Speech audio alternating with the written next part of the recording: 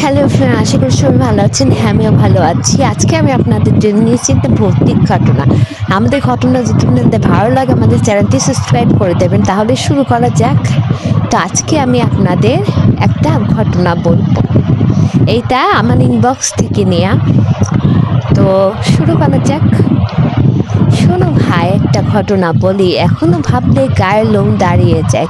এটা বছর 5 আগের কথা। আমি তখন গ্রামের বাড়িতে গিয়েছি, কিশোরগঞ্জের দিকে। গ্রামে একটা বাঁশঝাড় আছে, সবাই ভয় পায় ওইখানটায়।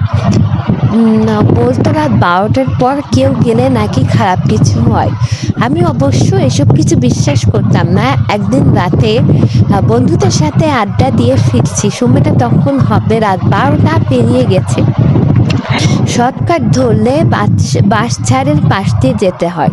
আমি ধরেই নিলাম। চুপচাপ হেঁটে যাচ্ছি, চারদিক ফাঁকা, একটাও কুকুরের ডাক পর্যন্তও নাই। হঠাৎ দেখি ঘাড়ে একটা ঠান্ডা ঠান্ডা বাতাস লাগলো।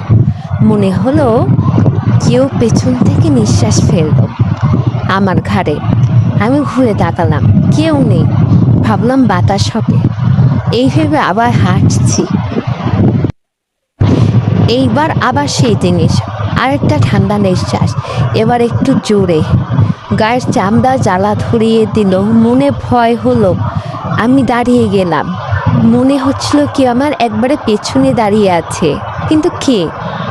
আমি পিছনের দিকে তাকিয়ে দেখলাম কিচ্ছুই নেই। তারপর আমি আর দাঁড়াইনি, এক দূরে বাসে এসে ঢুকলাম। শরীর আমার কাঁপতেছিল, বমি পেয়ে যাচ্ছিল। সেই রাতে মাকে আর কিছু বলিনি, শুধু ঘুমিয়ে পড়ছিলাম। তবে ওই রাতে আবার একটা স্বপ্ন দেখি। আমি সেই ঝাড়ের পাশেই দাঁড়িয়ে আছি, আর একটা কালো ছায়া ধীরে ধীরে আমার দিকে এগিয়ে আসতেছে। মুখ নেই, চোখ নেই, শুধু একটা ছায়া।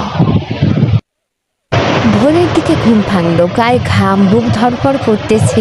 ওই দিন থেকে ওই রাস্তা দিয়ে আর কোনোদিন যায়নি, যাওয়ার সাহসী হয়নি। এই ছিল ঘটনা। এই ঘটনা আমার পার্সোনাল ইনবক্স থেকে নিয়ে। আপনারা যদি এরকম আরও ঘটনা জানেন, তাহলে আমাদের ভূতের গল্প নামে একটা পেজ আছে, সেখানে ইনবক্স করতে পারেন। আমি সেটার লিঙ্ক ডিসক্রিপশনে মেনশন করে দেব। তো দেখা হচ্ছে নেক্সট ভিডিওতে। আশা করি সবাই ভালো থাকবেন। ধন্যবাদ।